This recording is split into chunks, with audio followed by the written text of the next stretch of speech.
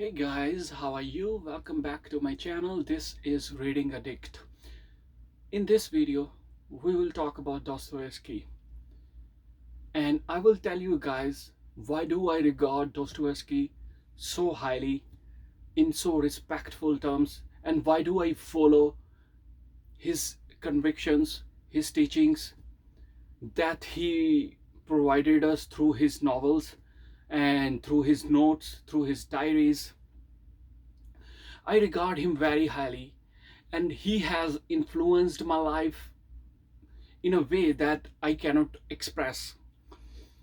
I have read almost all of Dostoevsky's books, and some of the books I have read more than one times.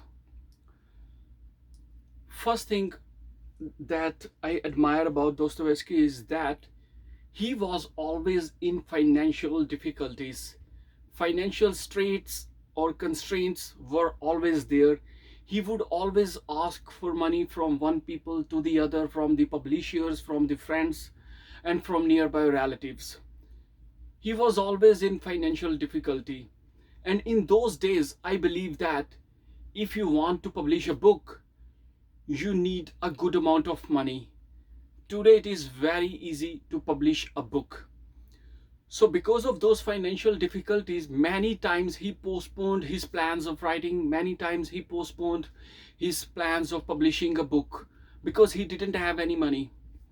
And in order to write, he needs some free time. And how could he have some free time when he didn't have any money? So despite those financial difficulties, he was able to emerge as a very successful writer of his time.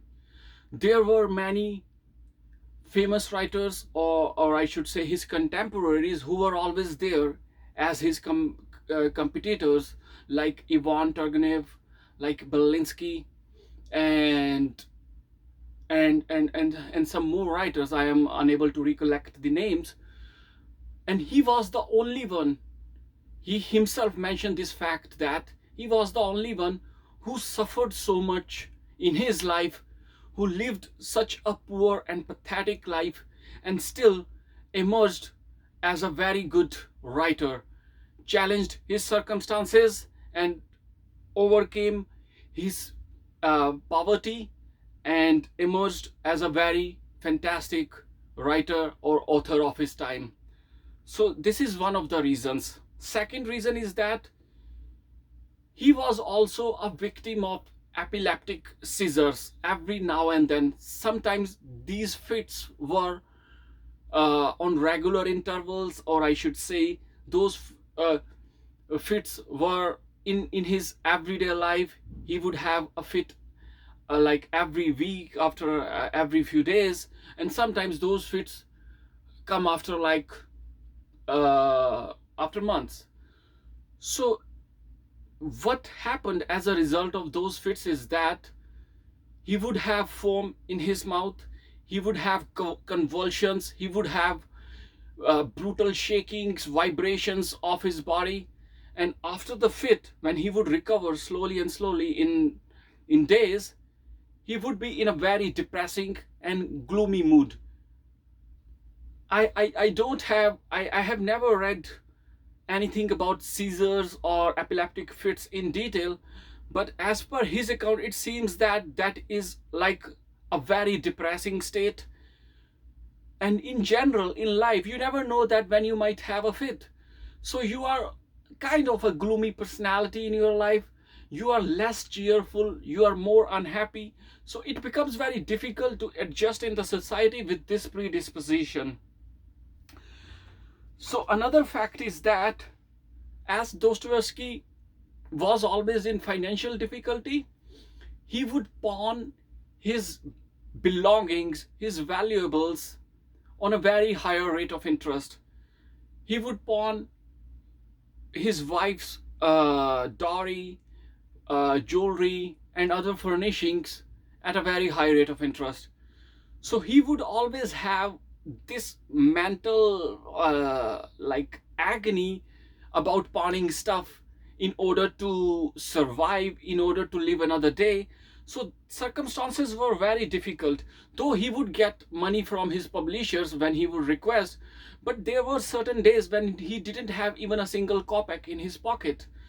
So in those days, in those troublesome days, he still had to write some novels, he still had to think about certain thoughts, he still had to think about some articles that he had committed previously, that he would send them to the publishers.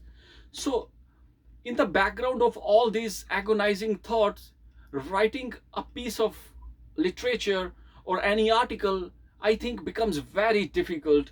And writing a very fantastic piece of writing, then that person is really difficult, then that person is really a gem. So another condition is that, another feature of his personality is that Dostoevsky was imprisoned. So he has spent 4 or 5 years in prison. When he came back, so he had this stigma attached to his personality, and living with this stigma and rebuilding oneself, it was very tough for a person who spent like 4 years in chains in one of the very toughest prisons of Russia, and again after coming back, again rebuilding his personality and gaining that status and becoming the number one Russian author. It generally, like, it tells me to respect this person wholeheartedly, to pay due attention to his work, to read his work, because he has learned in his life through his suffering. So that makes his writing more interesting, more relevant, and he has never lost his faith. Once he lost his faith and he became his atheist, and when he went to prison and he saw the prisoners conduct, and he saw that how Russian peasants are so much religious, they have this deep faith inside them, then his uh, Dostoevsky's religious beliefs resurrected once again. Then he had faith in Christ once again. So this element of his personality also, like, enthralls me, and I become very attracted to this fact of his life. So another aspect of his life is that he was a proclaimed gambler. He was an unpardonable, unforgivable gambler. So there was no remedy for him to stop him from gambling. Whenever he would get money, he would spend the entire money in gambling. Sometimes he wins, and most of the time he loses. So gambling played a very decisive role in his life. Sometimes he amassed fortune because of gambling, and this is one of the very dominant aspect of his personality, and he couldn't overcome this feeling of gambling. He gambled because he said that he wanted to gain that strange sensation. He didn't gamble just to win, he gambled just to gain that strange sensation. So this is another aspect of his personality. So one another aspect is that though he was far from Russia when he lived in Europe, he always read Russian newspapers, he always read Russian Gazette, and he never let himself got disconnected with Russian spirit, Russian culture, and Russian nationality in general. He was deeply connected with Russian feeling, and he was a true Russian by heart. I believe that he was the only, not only, I should say that he was the first Russian who was indeed too much Russian in nature.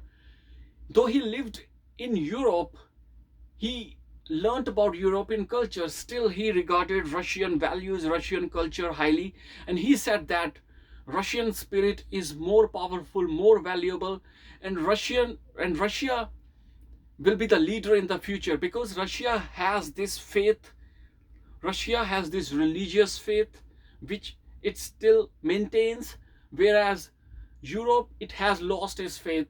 its civilization, it's almost on the brink of collapse.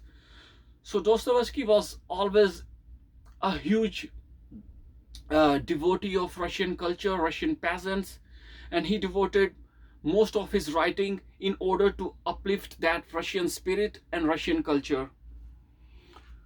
So overall, I should say that there are more interesting facts. Like in those days, censorship was very much hard, and he had to write very cunningly, very skillfully, very artistically in order to avoid Russian censorship and still would be able to convey his message to his audience. And third section, the Russian secret police was always after him because he was a political prisoner before. So he was always a suspect all his life. When he went to Europe and when he met Belinsky's acquaintance, still third section was suspicious of Dostoevsky.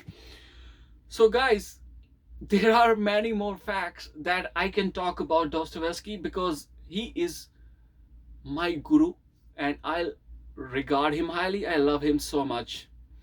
So this is all in this video, guys. I hope I was able to convey at least some aspects of his personality that pushes me to respect him more and more.